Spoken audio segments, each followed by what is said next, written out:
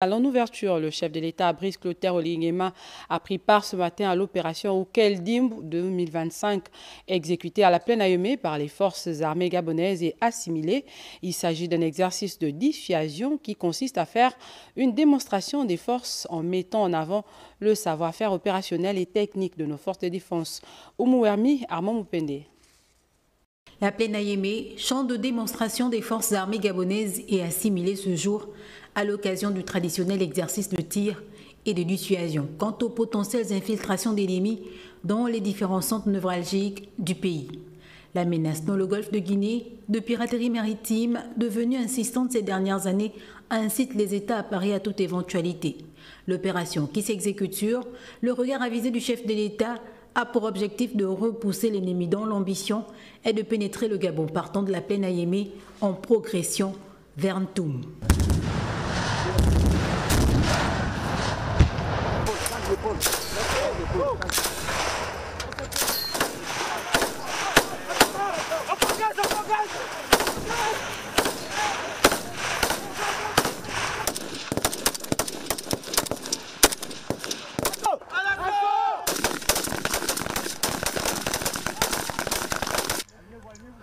Pour la section, procédons au ratissage de la zone. Il met en évidence les moyens interforces, expose les capacités de combat des forces de défense opérationnelle du territoire, donc leur professionnalisme et capacité de commandement et de manœuvrer.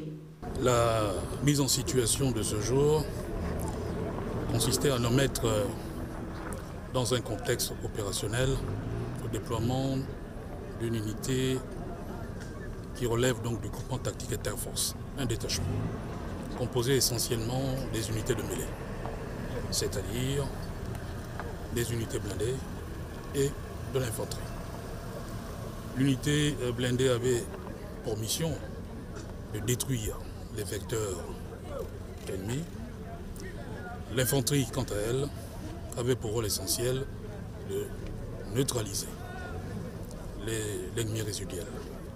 En tant que commandement, nous ne pouvons qu'exprimer un satisfecit par rapport à nos capacités de maîtrise de tous les éléments qui relèvent de l'engagement opérationnel. Le succès de cet exercice démontre la capacité opérationnelle de nos forces hautement entraînées et prêtes à anticiper toute situation. Il est le résultat, tout compte fait, des efforts consentis par les plus hautes autorités pour permettre à notre armée d'être outillée, équipée et bien arrimée aux technologies innovantes en la matière.